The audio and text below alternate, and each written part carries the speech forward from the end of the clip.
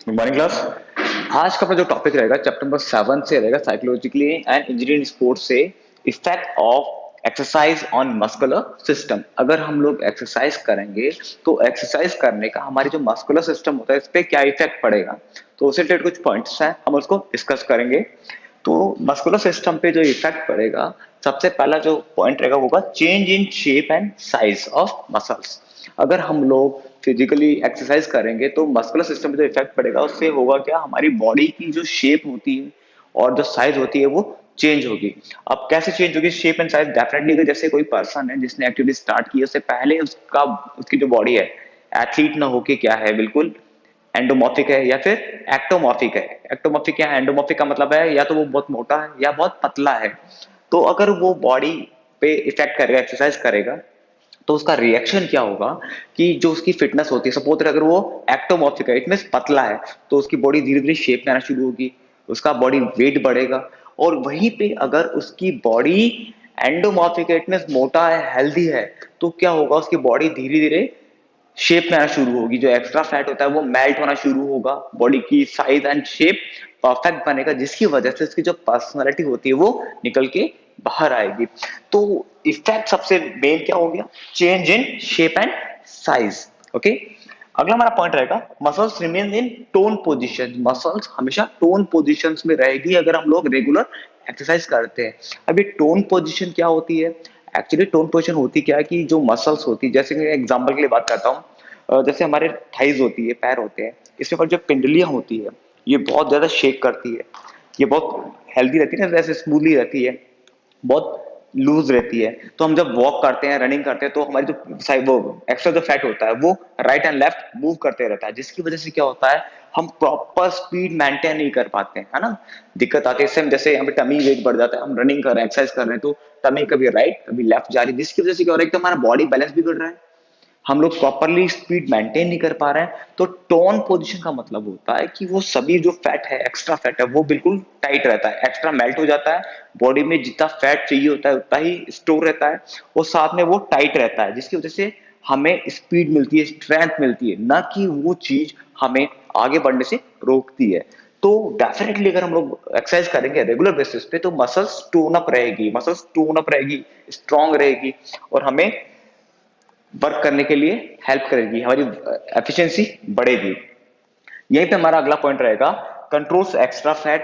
Definitely अगर हम लोग रेगुलर बेसिस पे एक्सरसाइज करेंगे तो मसल टोन अप रहेगी, साइज एंड शेप बढ़ेगा, और जो एक्स्ट्रा फैट होता है वो मेल्ट होगा, बॉडी शेप में आना शुरू हो जाएगी। तो ये भी इसी का एडवांटेज रहता है।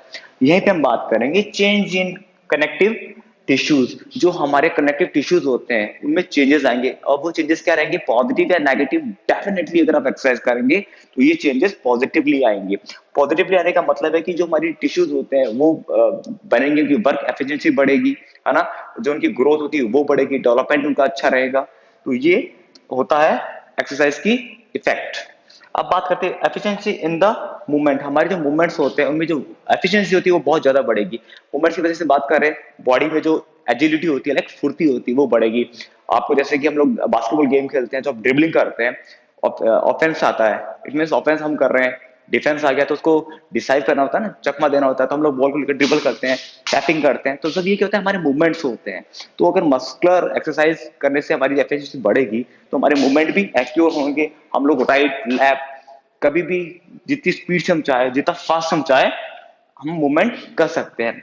उसके लिए हमें क्या जरूरी है, एफिशिएंसी इन द मूवमेंट, और ये होता है practice makes a man perfect. अगर आप रेगुलर बेसिस पे प्रैक्टिस करोगे तभी ये पॉसिबल हो पाएगा। एक और एग्जांपल मैं देता हूँ, जैसे देखो क्रिकेटर्स होते हैं, ट्रेनिंग सेशन में वो क्या करते रहते हैं, फिर लैडर आती है, लैडर के ऊपर टैपिंग करते रहते हैं। तो ये सब क्यों होता है, एक्चुअली ये होता है एफिशिएंसी इन द मूवमेंट, कम से कम टाइम में मैक्सिमम मूवमेंट अचीव करना या मैक्सिमम वर्क करना, that is efficiency in the movement. और ये बहुत जरूरी है, अगर आप में एफिशिएंसी इन द मूवमेंट कम है तो आप अपना गोल अचीव नहीं कर पाओगे, या फिर वो प्लेटफॉर्म अचीव नहीं कर पाओगे जिसकी आपको डिजायर है, जो आप चाहते हो। ओके, तो ये पॉइंट हो गया हमारा। अगला पॉइंट हमारा होगा डिले फटीग। इट मींस आप अगर रेगुलर बेसिस पे एक्सरसाइज करते हैं तो मस्कुलर सिस्टम पे इफेक्ट ये पड़ेगा, जहां पे आप कोई एक्टिविटी हाफ एन आवर कर पा रहे थे, वहीं पे वो काम आप मोर देन आवर कर पाओगे विदाउट एनी फटीग, बिना थकान के। तो ये एक्सरसाइज का इफेक्ट होता है। हम खड़े रह सकते हैं, कंटिन्यू एक्टिविटी कर सकते हैं, थकते नहीं है। तो इस फॉर एग्जाम्पल हम बात करें, हमने 10 सेशन स्टार्ट किया, जैसे हम लोग जिम जाते हैं, ठीक है, बॉडी को फिट रखने के लिए फर्स्ट डे हमारा जो सेशन होता है उसमें हम लोग जल्दी थक जाते हैं, और डे बाय डे जैसे जैसे आप लोग एक्सरसाइज करते जाते हो आपका टाइमिंग बढ़ते जाता है ना, फिटनेस आपकी इंप्रूव होती जाती है। तो सेम डेफिनेटली एक्सरसाइज करने से मसल सिस्टम में क्या होगा, थकान आने की में देरी होगी, डिले करेगा वो चीज को। यही पे हम बात करते हैं increase food storage, increases food storage. अब इसमें होता क्या है कि फूड स्टोरेज डेफिनेटली हम जितना वर्कआउट करेंगे हमारा जो फैट स्टोरेज होता है, फूड स्टोरेज होता है, वो बढ़ेगा, हमें भूख ज्यादा लगेगी।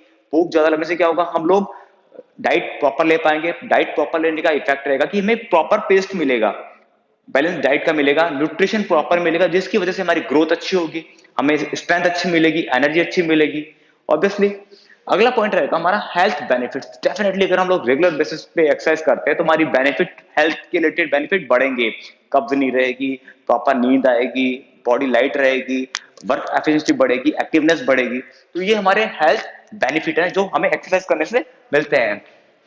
यहीं पे हम बात करते हैं non functioning fibres become active. अगर हम रेगुलर बेसिस पे एक्टिविटी करेंगे, एक्सरसाइज करेंगे, तो इसका एडवांटेज हमें ये मिलेगा कि जो हमारे नॉन फंक्शनिंग फाइबर्स थे, जो काम में नहीं आ रहे थे, पैसिव हो गए थे, वो वापस से एक्टिव हो जाएंगे। और डेफिनेटली अगर एक्टिव होगा तो पूरी बॉडी की जो पावर होगी वो आपको एक साथ यूज करने को मिलेगी, जिसकी वजह से आपकी वर्क एफिशिएंसी बहुत ज्यादा बढ़ जाएगी और स्मूथली आप उस काम को कर पाएंगे।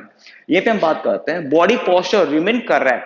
डेफिनेटली जैसे मैंने आपको बताया था कि पोस्चरल डिफॉर्मिटीज होती है, स्पाइनल लाइक काइफोसिस बॉडी आगे बैंड हो रही है, लॉर्डोसिस बॉडी पीछे बैंड हो रही है, and scoliosis body right and left में बैंड हो रही है।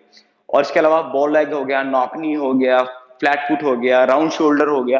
तो अगर आप रेगुलर बेसिस पे एक्टिविटी करते हो, एक्सरसाइज करते हो, तो आपका जो बॉडी पोस्चर होता है लाइक वो बिल्कुल परफेक्ट रहता है। आप अपनी पर्सनैलिटी को ग्रूम कर सकते हो, अच्छे लगोगे आप। यहीं पे हम बात करते हैं improve remaining reaction time. Reaction time होता है कम से कम टाइम में मैक्सिमम एफर्ट दिखाना। जैसे कि on mark get set go के साथ में हम लोग निकल जाते हैं, भागना जिसको हम बोलते हैं रेस करते हैं ना, तो ये हमारा रिएक्शन टाइम होता है, कम से कम टाइम में मैक्सिमम स्पीड अचीव करना। Improve psychologically fitness. Definitely psychologically fitness बहुत ज्यादा जरूरी होता है स्पोर्ट्स पर्सन के लिए एंड अदर पर्सन के लिए। अगर आप साइकोलॉजिकली फिट हैं तो आप हर जगह फिट हैं। ऑब्वियसली इसमें होगा क्या कि आपका दिमाग बहुत प्रॉपरली काम करेगा, आपको ये पैशंस देगा, आपको ये गाइडलाइन देगा कि आपको कब कहाँ पे कैसे काम को परफॉर्म करना है। अगला पॉइंट आएगा हमारा कि effect of exercise on muscular system में। अगला पॉइंट है circulation of blood become normal. अगर हम रेगुलर बेसिस पे एक्सरसाइज करते हैं, एक्टिविटी करते हैं, तो जिसका इफेक्ट ये पड़ेगा, हमारे जो सर्कुलेशन होता है ब्लड का वो नॉर्मल हो जाएगा। अब ये नॉर्मल होगा, बिकम नॉर्मल होने से क्या होगा कि हमारी जो हाई ब्लड प्रेशर की जो बीमारी होती है, परेशानी होती है, उनसे हमें रिलीफ मिलेगा।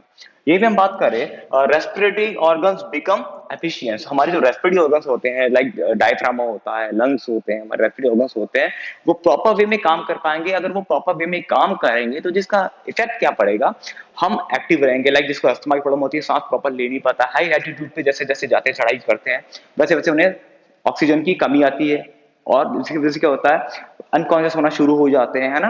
तो एक्चुअली अगर हम एक्सरसाइज करेंगे तो हमारी जो ऑर्गन्स होते हैं रिलेटेड टू रेस्पिरेटरी से रिलेटेड, वो प्रॉपर्ली काम कर पाएंगे। डायफ्राम जितना स्ट्रॉन्ग बनेगा और जितना ज्यादा खुलेगा तो डेफिनेटली उतनी ज्यादा ऑक्सीजन वो ऑब्जर्व करेगा और उतनी ज्यादा ऑक्सीजन हमारी बॉडी में सर्कुलेट होगी। और जितनी ज्यादा बॉडी में हमारे ऑक्सीजन सर्कुलेट होगी, हम उतनी ज्यादा एक्टिव रहेंगे, हमारी वर्क एफिशिएंसी उतनी फास्ट रहेगी और उतनी हमें कॉन्शियसनेस बढ़ेगी। बात करते हैं अगले पॉइंट की efficiency of digestion system increases. Definitely अगर एक्सरसाइज करेंगे तो डाइजेशन की जो एफिशिएंसी होती है वो बढ़ेगी। लाइक हम बात करते हैं जैसे हमने खाना खाया, उसको डाइजेस्ट करने में किसी को तो लगते हैं आधा घंटा, किसी को लग रहा है 15 मिनट, किसी को लग रहा है 1 घंटा, किसी को 2 घंटे, किसी को 3 घंटे। वो डिपेंड करता है आपकी फिटनेस पे, आपकी फिटनेस कैसी है, आपका डाइजेशन कैसा हो पा रहा है। तो डेफिनेटली अगर हम लोग एक्सरसाइज करेंगे तो हमारे जो बॉडी के जो एंजाइम है जो डाइजेस्ट करने के लिए हेल्पफुल होते हैं वो प्रॉपर वे में बन पाएंगे। और डाइजेशन करने के लिए अगर एंजाइम हमें एसिड प्रॉपर वे में मिल रहा है बॉडी से, तो जो हम लोग कंज्यूम कर रहे हैं फूड वो डेफिनेटली प्रॉपर वे में डाइजेस्ट होगा, न्यूट्रिशन बॉडी को मिलेगा और हमारी वर्क एफिशिएंसी काफी ज्यादा बढ़ जाएगी। यही पे हम बात करते हैं नर्वस सिस्टम स्ट्रेंथनेस। नर्वस सिस्टम की जो स्ट्रेंथ होगी वो बहुत ज्यादा बढ़ेगी। नर्वस सिस्टम पूरी बॉडी को कंट्रोल करता है और अगर यही परफेक्टली प्रॉपरली काम नहीं कर पाएगा तो बॉडी कहां से काम कर पाएगी, कहां से उसको गाइडलाइन मिल पाएगी, कहां से उसे कमांड मिल पाएगी तो अगर हम एक्सरसाइज करते हैं रेगुलर बेसिस पे तो नर्वस सिस्टम की स्ट्रेंथ काफी ज्यादा इंप्रूव होती है, जो कि हमारी बॉडी के लिए बहुत अच्छी बात है। यहीं पे हम बात करते हैं इम्यूनो सिस्टम इंक्रीजेस। अगर रेगुलर बेसिस पे एक्सरसाइज करते हैं तो लाइक जैसे कि कोरोना है या अदर एक्टिविटीज होती है, अदर बीमारियां होती है, डिजीज होती है, उनसे लड़ने के लिए हमारा इम्यून पावर स्ट्रांग रहेगा, जिसकी वजह से हम लोग छोटी मोटी जैसे एलर्जी की बीमारियां होती है उनसे लड़ पाएंगे और अपने आप को बचा पाएंगे। तो मोस्टली ये सारे पॉइंट थे हमने जो डिस्कस किए, सारे थे effect of exercise on muscular system. इसके अलावा भी बहुत सारे बेनिफिट्स होते हैं जो हमें रेगुलर बेसिस पे एक्सरसाइज करने से मिलते हैं। तो प्लीज आप सभी से रिक्वेस्ट है कि आप मिनिमम ज्यादा नहीं तो 1 आवर कम से कम फिजिकल एक्टिविटी करें। फिजिकल एक्टिविटी का मतलब ये नहीं था कि हम लोग जाके जिम में पसीना बहाएं, आप लोग घर के काम भी कर सकते हैं, वॉक कर सकते हैं, घर पे जो भी काम होते हैं, शॉपिंग करना होता है, हम लोग अवॉइड करें बाइक को, कार को, हम मोस्टली वॉक करके जाएं या साइकिलिंग करके जाएं और ये एक्टिविटी करें। तो डेफिनेटली ये भी पार्ट किसका, फिजिकल एक्टिविटी का, जिसका डायरेक्टली इंपैक्ट पड़ेगा आपकी बॉडी पे। ओके क्लास, आज के लिए इतना ही।